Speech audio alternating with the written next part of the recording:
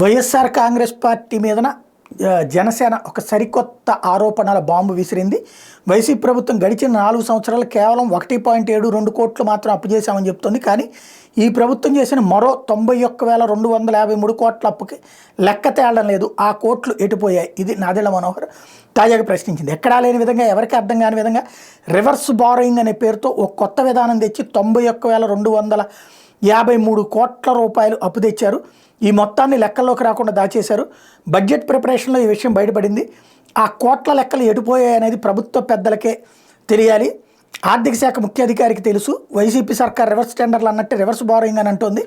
2019-20 ఆర్థిక సంవత్సరం reverse borrowing 17,391 కోట్లు, 2020-21 ఆర్థిక సంవత్సరంలో రివర్స్ బారోయింగ్ 30,764 కోట్లు, 21-22 ఆర్థిక సంవత్సరం రివర్స్ బారోయింగ్ 33,843 కోట్లు, 22-23 ఆర్థిక సంవత్సరం రివర్స్ బారోయింగ్ 9,253 కోట్లు.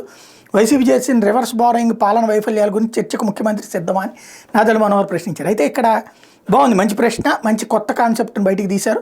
అంత బాగానే ఉంది. కానీ ఒక డౌట్ ఏంటంటే 1,72,000 కోట్లే ఈ 4.5 ఏళ్లలో మేము అప్పు చేసాం అని వాళ్ళంటే, ఇంకొక 91,000 కోట్లు చేశారని వీళ్ళు చెప్తున్నారు. ఈయన వాస్తవంగా వాళ్ళు చెప్తుంది 2,40,000 కోట్లు ఎంతో చేశామని. అంటే ఇది కూడా కలిపినే చెప్తున్నారు.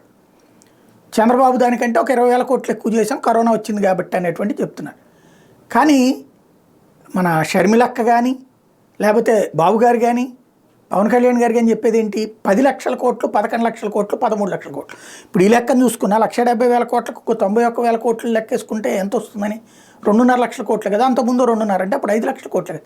మరి 11, 13 ఏంటి? అది అర్థం కావట్లా.